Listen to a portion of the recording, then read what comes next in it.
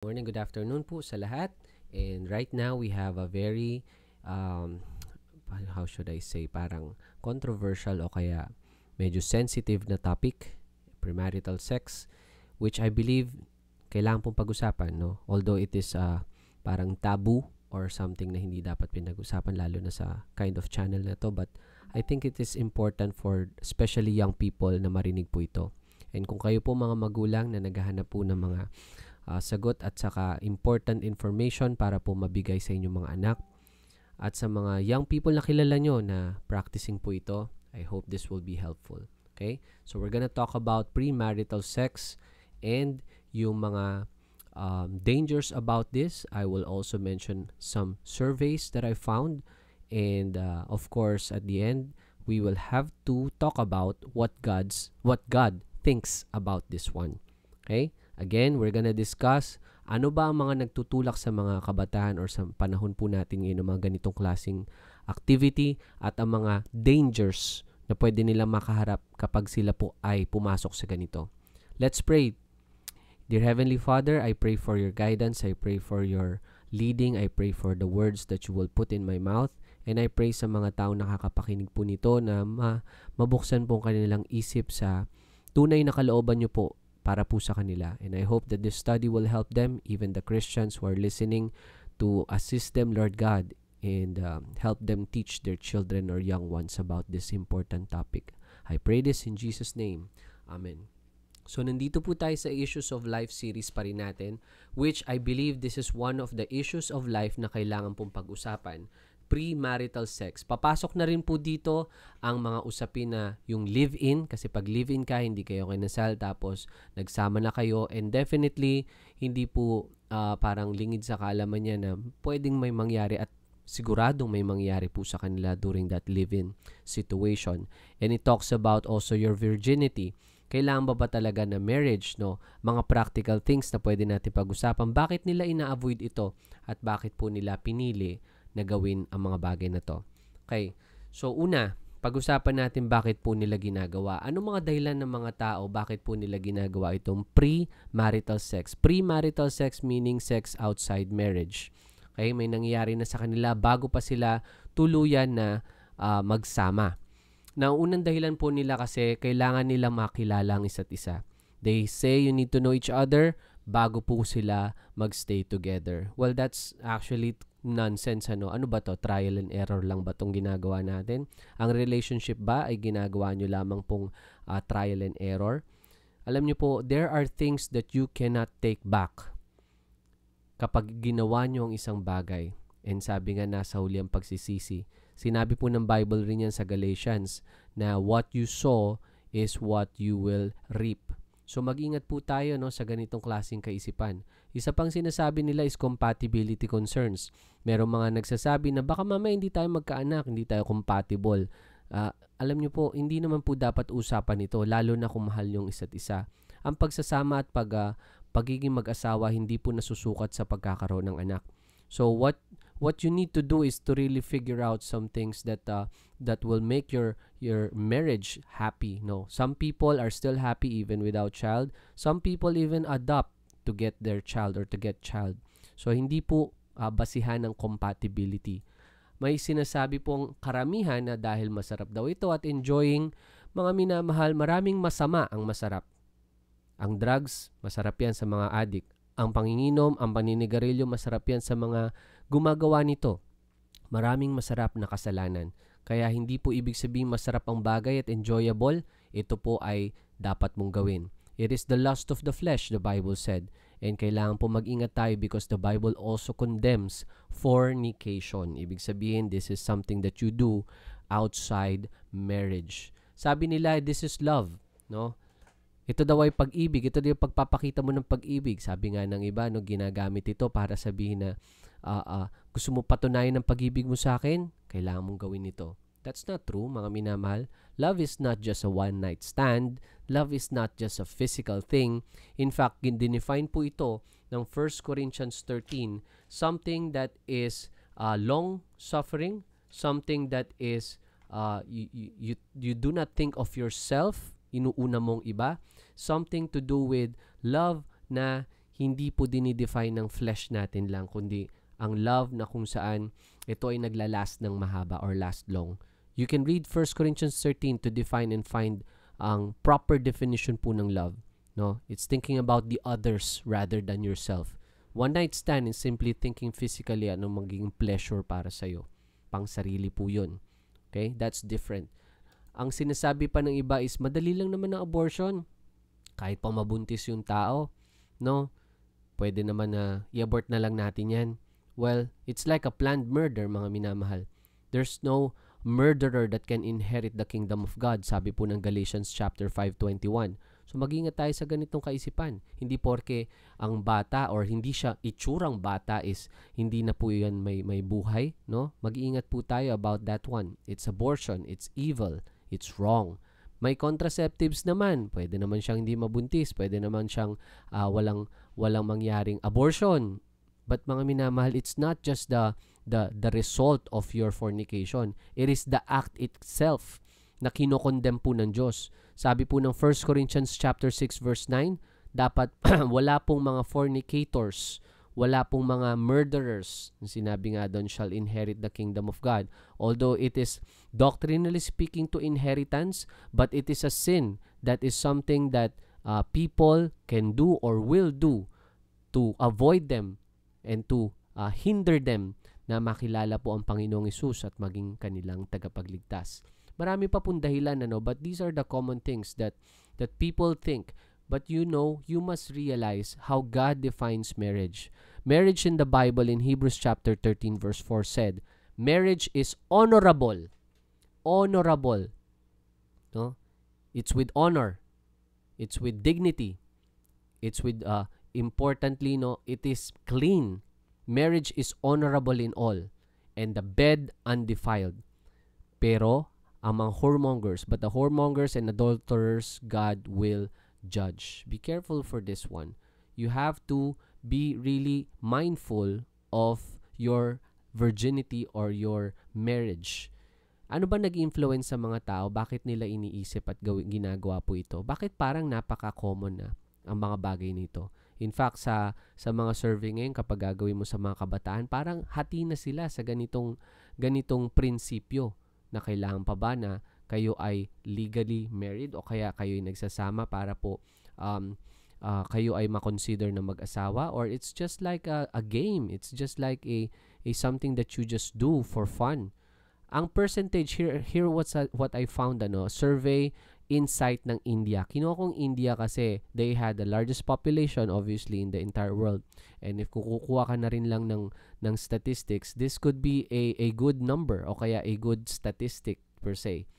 Sabi sa China, percentage of sources for sexual knowledge in China. Paano nila nakukuha ito? Paano sila na-influence na gumawa ng premarital sex? Unang-una at top doon ay ang internet.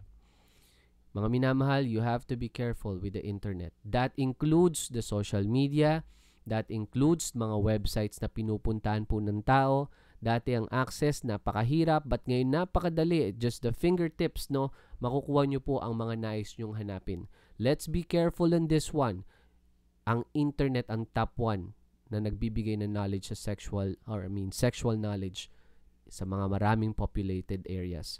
Practical experience naman ng iba. Ito yung mga nakukuha nila sa mga pagpupunta nila sa mga clubbing o kaya pagpupunta nila sa mga night parties, disco or whatever na merong kasamang intoxicated drinks, mga alak o kaya drugs.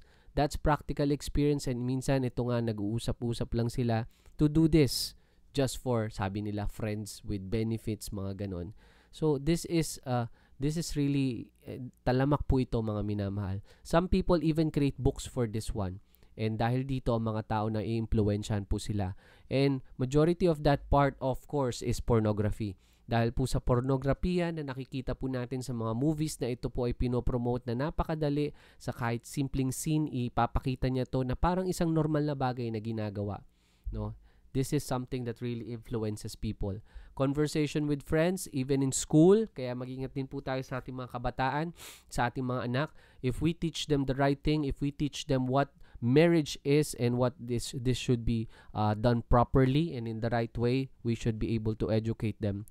And in movies and TV series na pinapanood po ng mga tao, kahit ng mga bata, kahit po natin na nakikita po ng mga parents natin, dyan po sila nagkakaroon ng education sa sexual knowledge. Ang mga parents, parang less likely sila po ang nakakabigay ng information na to, where in fact, ang parents po ang siyang nag-educate din dapat ng mga kabataan or mga anak po nila about marriage or kaya sexual knowledge. It is important. It is not taboo. And when the right time comes, no, parents, when the right time comes, kailangan nyo po naturuan ng mga bata how important and how holy and how honorable marriage is according to God's standard. Now, the dangers of premarital sex are this.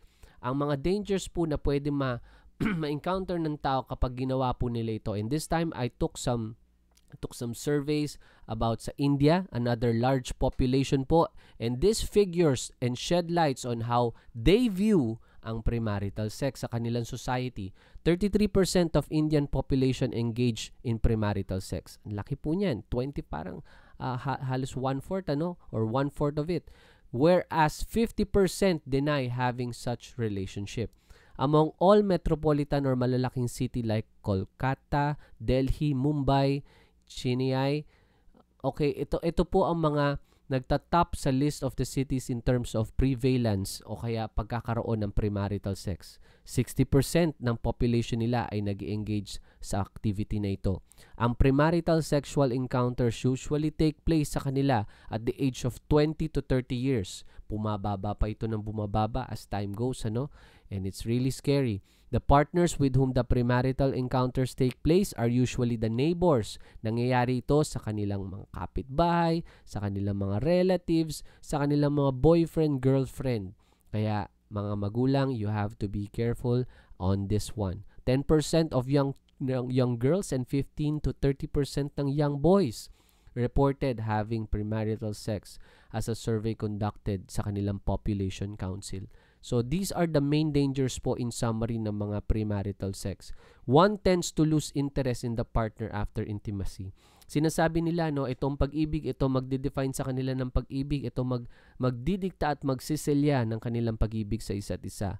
But no, more often than not, ito ang nagtatanggal ng iyong parang personal na closeness sa isa't isa dahil nakuha mo na kung anong iyong hinahanap.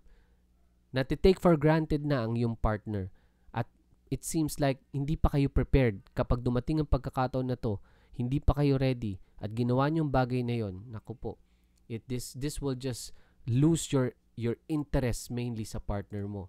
You may become the object of gossip, lalo na't pag hindi po formal na kayo ay kasal o kaya formal na kayo ay nagsama na, you may become the object ng chismis pa. May mga premarital relationship na magdi-disrupt rin ng mental health o kaya magkukos ng trauma sa tao. And alam niyo po ba, natuklasan ko na binabago rin ito ang katawan ng isang tao, lalo na't kung ikaw ay first time na nangyari sa ito. This will change your body. This will change the feelings in your body na minsan hinahanap mo na ang mga bagay na ito sa iyong katawan dahil nasimulan mo na. That will definitely cause some mental health and cause trauma sa isang tao, lalo na sa isang bata.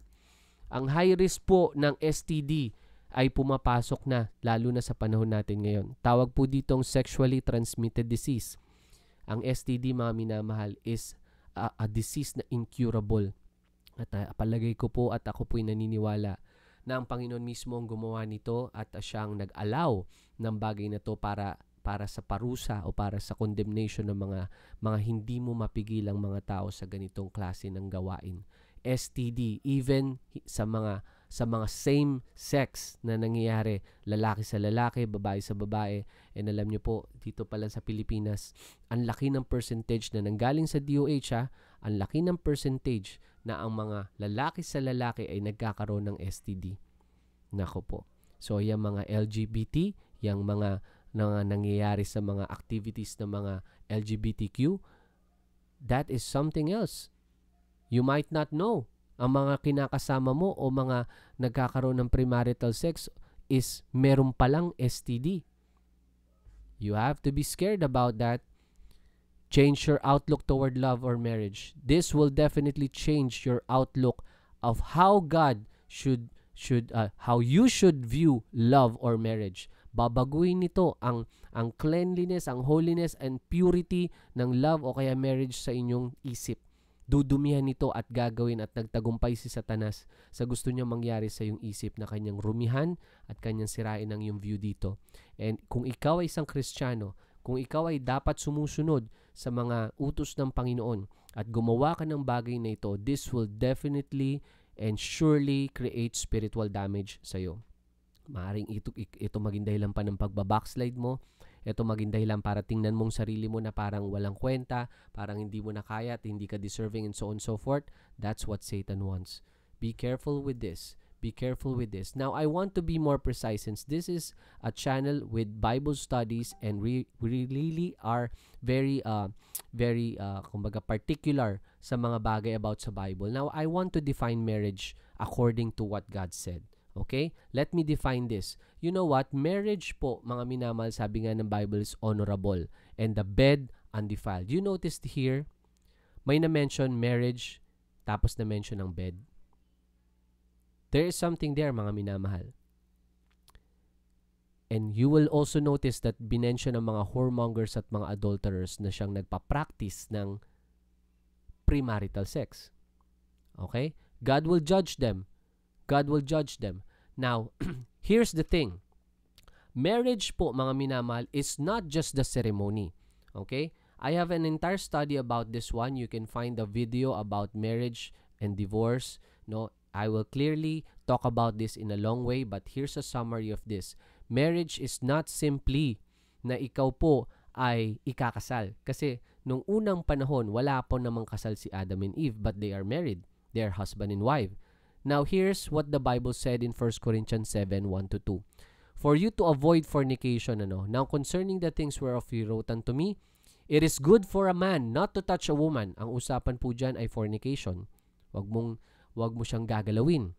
It is good for a man not to touch a woman. Nevertheless, to avoid fornication. You see that? So, merong something about sex here. So, nevertheless, to avoid fornication, let every man have his own wife, and let every woman have their own husband. Now, you will notice that marriage is somewhat connected here sa physical intercourse. Therefore shall a man leave his father and his mother, and shall cleave unto his wife, and they shall be one flesh. There is something mentioned in 1 Corinthians chapter 5 or chapter 6 na sinabi, kapag kayo ay nagsama, naging one flesh kayo o may nangyari sa inyo, okay? That is definitely looking and going towards what we call marriage. Okay, don't get me wrong. What if may nangyari sa inyo as one night stand lang, di nyo naman talaga ninais na magsama, o kaya may isang na-rape, no? Yung rapist ba, tsaka yung babae sila na? Of course not. Because marriage by definition and by totality in the Bible, marriage is una, flesh to flesh, o kaya may nangyari sa inyo, sex, and there is commitment in it. What do I mean about commitment? Gusto nyo magsama. Kayong dalawa is merong consent na gusto nyo na maging mag-asawa. Oh, pero di ba dito parang pumapasok na okay yung tinatawag na live-in? Kasi gusto nyo naman magsama, may nangyari sa inyo, o di mag-asawa na kayo. Well, technically speaking, ganun talaga ang nangyari, mag-asawa na kayo. Pero what about your testimony? What about your legality? What about your, kumbaga, ang view ng tao sa paligid mo about you and your partner? Sinasabi nila, minsan kasi dahilan pa nila is parang mahal ang pagpapakasal, magastos, ganito, ganyan. Mga minamal, hindi naman dapat rason yun kasi meron namang libreng ginagawa sa munisipyo para illegalize ang inyong marriage. No? Merong legal na paraan para gawin yon. Kung kayo ngayon, kung mga may nakikinig ngayon, nakasal kayo, hindi kayo kasal, okay, pero nagsasama na kayo, may nangyari na sa inyo, pero gusto nyo makasama ang isa't isa, you wanna be husband and wives, then proceed with getting married. No? Get things right. Kahit gawin mo sa huwes lang, walang problema po. Gawin nyo po yun. Basta mapakita nyo na kayo ay legal na, masabi nyo sa mga tao na kayo ay nagsasama at hindi po yan parang live-in lang and trial and error and bahala na kung ano mangyari sa susunod. You have to have a commitment. Marriage is not just flesh to flesh, but there is a commitment na gusto mong makasama siya at gusto mo siyang gawing husband, gusto mo siyang gawing wife. That's marriage. And that's why it is honorable. Sabi ng Hebrews, it is honorable in all and the bed undefiled. Ito yung isa lang ang partner mo. Kayo lang ang nag-decide at kayo ang nag-decide na magsama na dalawa. And you want to get things right, you want to get things right in the eyes of people, and you want to get things right in the eyes of God. Fix that by getting married even legally. Although again, marriage is not the ceremony, marriage is not the paper, it is something that you have a consent, may nangyari sa inyo, and then you want to be together as a commitment. Just like Adam and Eve when they went together. No, ang marriage, ang kasalan ng wedding, it's just yung ipakita mo talaga, testimony mo na kami na talaga. It is ideal, mga minamahal, na there is no sex before you actually get the wedding. Because the marriage happens on sa gabi, o kaya yung tinatawag na honeymoon. Okay? So, I hope that's clear. And again, if you want to have details on that, pinag-usapan ko ng detail yan dun sa isang video. But here, I want to focus that the Bible said, and even God, Jesus Christ said, wherefore they are no more twain. Hindi na sila dalawa, but one flesh. Pag kayo ay married na, you are one flesh. Okay? Kayo ay isa na. Kung anong sa babae, sa lalaki, sa kanila yon. Okay? What therefore God hath joined together, let no man put asunder. So I hope that's clear. But now, mga minamahal, before I end this video, ano ba ang talagang kailangan mo? Ikaw na nakikinig at probably nag-check ng video na ito, ano ba talaga ang kailangan mo? The Bible said, submit yourselves therefore to God. Resist the devil, and he will flee from you. That feeling dyan sa flesh na yan, mahirap talaga yan. And parang ang hirap i-resist. But let me tell you about this promise. Just submit to God, and i-resist mo ang devil, lalayo din siya sa'yo. Titigil din yan. You have to draw nigh to God. Draw nigh to God and He will draw nigh unto you.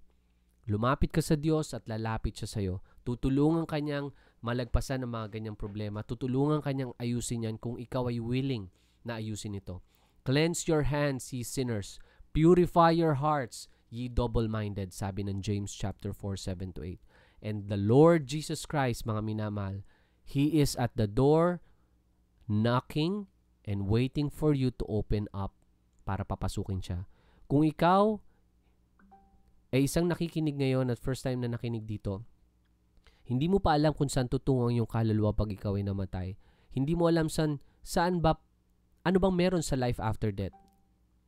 Mga minamahal, I'm calling you to have a personal relationship with the Lord Jesus Christ. Magkaroon ka ng personal na relationship sa Panginoong Hesus. Kung naghahanap ka ng pag-ibig, naghahanap ka ng love, naghahanap ka ng something na magfulfill ng buhay mo, I strongly advise to you, have a personal relationship with Jesus. Sabi ng Bible sa Revelation 3:20, He is standing at the door of your heart. Just imagine this, like a door of your heart. He stand at the door and knock. Pagbubuksan mo ba siya? Papapasukin mo ba siya sa buhay mo? Sabi ni Jesus, if any man hear my voice and open the door, papasok po siya. I will come to him and sup with him and he with me. You must realize that you are a sinner. If you are a whoremonger, if you are a fornicator, if you're an adulterer, mga minamahal, ang kabayaran ng kasalanan, sabi ng Biblia sa Romans 3:23 and verse 6:23, ang kabayaran ng kasalanan, lahat ay makasalanan at ang kabayaran nito ay kamatayan sa impyerno. Revelation chapter 21 verse 8 said that. Kasamang adulterers po doon. For the whoremongers, the idolaters, the sorcerers, and adulterers shall have their part in the lake which burn with fire and brimstone. Yun po ang ikalawang kamatayan. Would you want to go to hell? Do you want to die and spend your eternity in hell? You don't have to. Because Jesus can save you. Not your good works, not your religion. Hindi po mga panata po ninyo. The Bible said, you can be saved. Okay? You can be saved in the Lord Jesus Christ.